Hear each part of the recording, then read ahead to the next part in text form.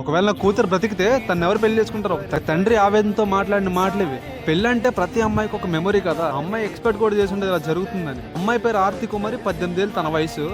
బీహార్ రాష్ట్రం భుజర్ డిస్ట్రిక్ట్ లో జరిగింది సంఘటన. 24 ఫిబ్రవరి మంగళవారం రాత్రి చాలా అంగరంగ వైభవంగా తన పెళ్లి వేడుకలు జరుపుకుంటుంది. తను సరిగ్గా 11 గంటలకి తను ఉన్న చోట కుప్పకూలి పడిపోయింది. తన చుట్టూ మొత్తం రక్తం.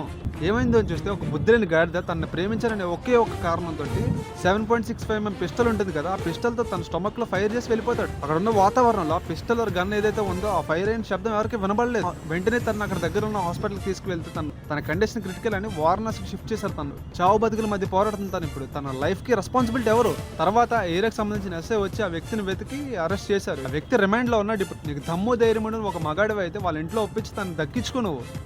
అంతేగాని అమ్మాయికి హాని చేయడానికి నీకు ఎవరు అధికారం ఇచ్చారు? ఆ తల్లిదండ్రులకు ఎవరు సమాధానం చెప్తారు? ఇప్పుడు తను చేసుకోబోయే వ్యక్తి ఎవరైతే ఉన్నారో ఆ వ్యక్తి తన సైడ్ నుంచి తను మాట్లాడతాడు కూడా. ఇంకో విషయం, ఒక 22 ఏళ్ల కుర్రాడి దగ్గరికి ఆ పిస్టల్ వచ్చిందంటే ఇది మనం ఆలోచించాల్సిన విషయం. దీనిపైన మీ అభిప్రాయం ఏంటి? కామెంట్ చేయండి. రోజులో ఒక్క నిమిషం నాకు ఇవ్వండి, ఇలాంటి విషయాలు చెప్తాను. Thanks for watching.